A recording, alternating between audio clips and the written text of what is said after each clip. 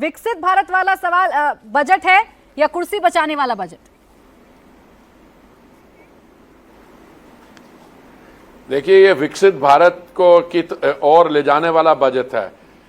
10 साल जो माननीय प्रधानमंत्री जी के नेतृत्व में काम हुआ है, ये उसकी कंटिन्यूटी का बजट है। और इसको ये देखा जाए कि आप 2014 में भारत की जो अर्थव्यवस्था थी उसको फ्रेजाइल 5 विश्व भर की इकोनॉमीज में गिना जाता था। वहां से आप लेके इसको आज 5वें स्थान पर पहुंच गए हैं। और आज कल IMF ने एक स्टेटमेंट दी है कि 2027 तक हमारी जो अर्थव्यवस्था है विश्व भर में 3रे स्थान पे होगी। तो ये विकसित भारत की ओर ले जाने वाला बजट है। और उसका एविडेंस ये है कि अगर आप women centred, women lead development की बात करें तो 3 लाख करोड़ की प्रोविजनिंग है। आप हमारे रूरल डेवलपमेंट की बात करें 2.66 लाख करोड़ की वहां पे प्रोविजनिंग है। आप जो अगर हमारे युवाओं की बात करें तो 5 साल में 4 करोड़ से अधिक नौकरियों का इंतजाम करने की बात है। 1 करोड़ हमारे जो युवा हैं उनको भारत की टॉप 500 जो कंपनीज हैं उसमें इंटर्नशिप दिलाने का और महीने का 5,000 रुपया देने की बात है। तो ये बहुत इसमें डीप थिंकिंग के बाद ये बजट बनाया गया है फिस्कल कंसोलिडेशन का। और दुनिया में जो इस समय समस्याएं हैं उनको नेविगेट करने के लिए ये हमें भारत को की अर्थव्यवस्था को आगे ले जाने के लिए 2047 की ओर ले जाने के लिए का बजट है। आप कह रहे हैं डीप थिंकिंग वाला बजट है। कांग्रेस ये कह रही है कि भारतीय जनता पार्टी नकलची है, हमारे घोषणा पत्र को उठाकर अपने बजट में छाप दिया। देखिए, आपका ये कहां लिखा हुआ है कि कोई अच्छा आइडिया हो तो 4 अलग लोगों को नहीं हो सकता।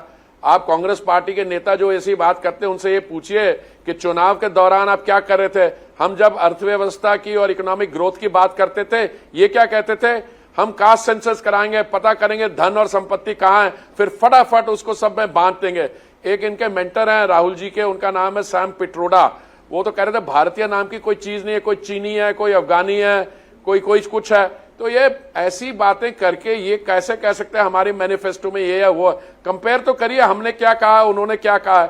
इसलिए आपको खुशी होनी चाहिए कि आपका भी आइडिया कोई आ गया। ये कहां लिखा हुआ है कि बजट के आइडिया सिर्फ हमारे इकोनॉमिस्ट से आने चाहिए, भाजपा से आने चाहिए। अगर कांग्रेस के किसी विद्वान का कोई आइडिया आ गया तो उससे क्या हुआ?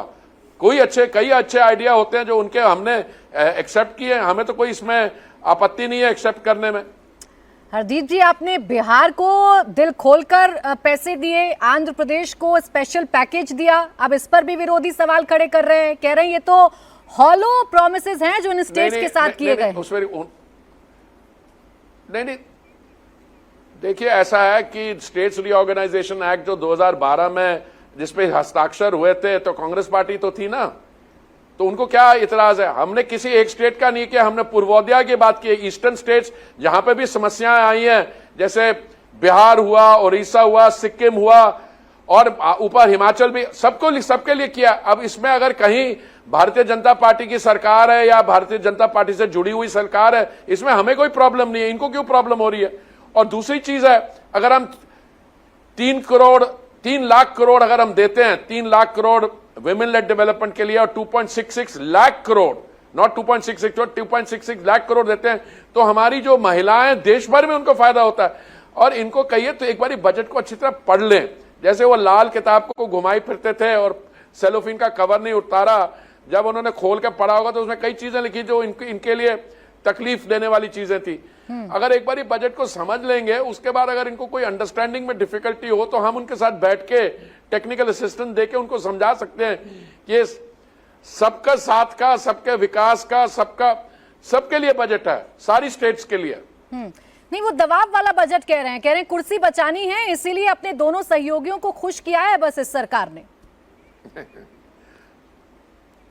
देखिए उनका कहना कुछ नहीं है, उनको पूछिए आप। जोश तो आप में आया है, हमें बड़ी खुशी है। हम तो चाहते हैं कि हमारे सामने एक मैच्योर ऑपोजिशन खड़ी हो, पर 3 चुनाव 2014, 19 और 24 के मिला के आपकी सीट 200 तक नहीं पहुंचती। अब क्या बात कर रहे हैं? अभी एक प्रतिक्रिया आई है हरदीप पुरी जी, और वो प्रतिक्रिया सामने आई है उद्धव ठाकरे जी की। कह रहे हैं ऐसा लग रहा है प्रधानमंत्री मोदी ने नापसंद महाराष्ट्र योजना शुरू कर दी है। अरे नहीं, ऐसा है, इनकी कहने की बातें जो है इनके सुनते जाइए। वो मैंने बताया ना, चुनाव के दौरान कह रहे थे हम एक सेंसस करवाएंगे, पता करेंगे कहां धन है, खटाखट उसको बांट देंगे। अभी मेहनत करके भारत की अर्थव्यवस्था को हम तीसरे स्थान तक ले जाएंगे 2027 तक। उसके बाद 2047 की ओर का ये डायरेक्शन है, और वो एकदम आने वाले जो बजट्स होंगे आने वाले समय में, तो आप इनको कहिए कि थोड़ी सी अपना होमवर्क कर लें, बजट को पढ़ लें एक बार। हरदीप पुरी जी, अगर आपसे जानूं तो इस पूरे बजट का कैचिंग पॉइंट क्या है आपके लिहाज से? मेरे बजट का कैप्शन पॉइंट है कि ये 2047 की जो हमारी स्टेयर है उसका ये पहला स्टेप है। ये फील गुड देता है हमारे ग्रामीण क्षेत्र को, हमारे युवाओं को, हमारी महिलाओं को, और हमारे गरीब जो इकोनॉमिकली वीकर सेक्शन है इन सबको देता है। और इसके लिए ये हमारी अर्थव्यवस्था को ग्लोबल सिचुएशन में और भी फिस्कल कंसोलिडेशन लाके इसको टेक ऑफ कराने वाला बजट है। एक इमीडिएट प्रॉब्लम जो इस देश के सामने है, आम लोगों के सामने है, वो महंगाई, जिसका खामियाजा लोकसभा चुनावों में भुगतना भी पड़ा। वो मुद्दा केंद्र विपक्ष की तरफ से जरूर उठाया भी गया। क्या एड्रेस हो रही है इस बजट से वो समस्या?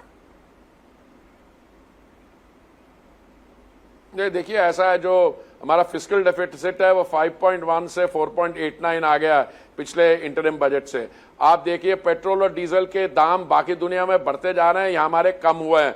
बाकी भी आप देखिए तो सरकार की तरफ से तो यही कोशिश हो सकती है कि पूरा इसका साथ दिया जाए। और अभी रिटेल इन्फ्लेशन भी अंडर कंट्रोल है, और मुझे पूरी उम्मीद है कि ये महंगाई की जो बात है और नौकरियों की बात है, देखिए ऐसा होता है कि अर्थव्यवस्था जब बढ़ती भी है तो कभी कभी वो ब्रिक एंड मॉर्टर जॉब्स नहीं होते, पर इस बार जो एम्फेसिस दिया गया है इंटर्नशिप पे और 4.1 करोड़ जॉब्स क्रिएशन के लिए, उससे ये भी समस्या में अगर कोई कमी रही है वो भी हल हो जाएगी। एक और प्रतिक्रिया है जो आपके विरोधियों से ही सामने आ रही है। अखिलेश यादव साहब कह रहे हैं 11वें बजट में बेरोजगारी, महंगाई, किसान, महिला, युवा का मुद्दा 9-2-11 हो गया है। अरे ये तो उनके पता नहीं, ये अखिलेश जी के और जिन वर्गों के लिए इन्होंने किया है उसके लिए इतना उनको लाभ मिला, उसी का बोला 9-2-11 हो गया। अभी ये उनको बोलिए कि थोड़ी सी एक बारी बजट पढ़ लें, उसके बाद हम एक सीरियस डिस्कशन उनके साथ करने को तैयार बैठेंगे।